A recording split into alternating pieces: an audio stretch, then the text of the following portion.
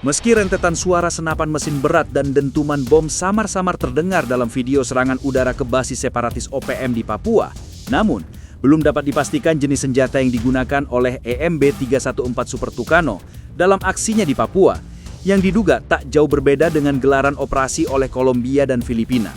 Selain sama-sama menjadi operator Super Tucano, seperti halnya Indonesia, Kolombia dan Filipina, di masa lalu pernah menjadi operator pesawat tempur taktis spesialis COIN Counterinsurgency OV-10 Bronco.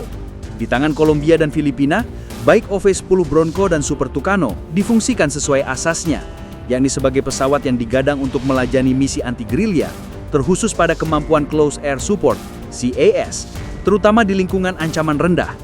Punya kemiripan iklim dan geografi, seperti halnya Indonesia, Kolombia dan Filipina menghadapi ancaman dari dalam negeri lewat kelompok teroris dan pemberontak yang memang menjadi target utama yang ideal untuk dipercayakan pada Super Tucano, yang pada akhirnya menjadikan status Super Tucano lekat dengan predikat pesawat pemburu pemberontak.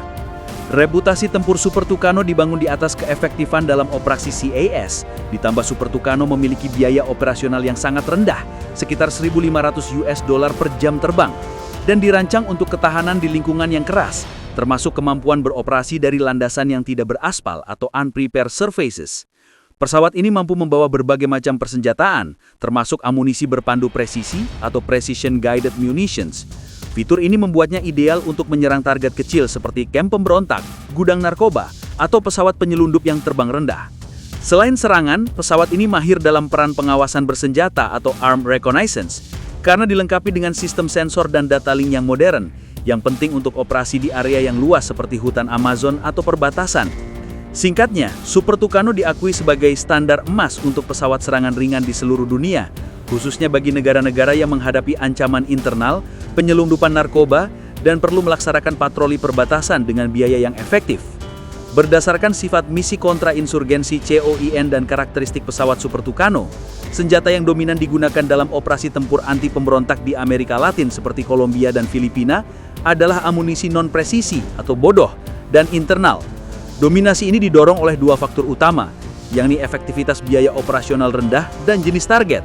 Tiga jenis senjata berikut adalah yang paling sering digunakan karena hemat biaya dan efektif melawan target lunak seperti kampung, gudang atau kelompok kecil pemberontak. 1. Bom non-presisi atau bom bodoh. Ini adalah amunisi serang darat yang paling sering diandalkan untuk menjamin penghancuran area. Jenisnya mencakup bom MK81 250 pon dan MK82 500 pon. Bom tersebut digunakan secara luas oleh Angkatan Udara Kolombia FAC untuk menyerang basis-basis FARC di hutan. Di Filipina, bom 250 pon digunakan untuk menargetkan kamp New People's Army NPA. Dua bom tersebut memberikan daya ledak area yang besar dengan biaya per amunisi yang sangat rendah. Super Tucano membawa bom-bom ini menggunakan sistem komputerisasi serangan tanpa panduan atau CCIP untuk meningkatkan akurasi. 2. Roket tanpa panduan.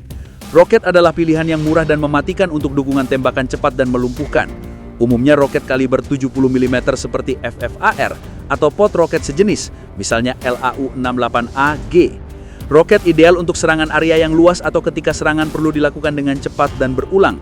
Roket ditembakkan dalam salvo atau rentetan.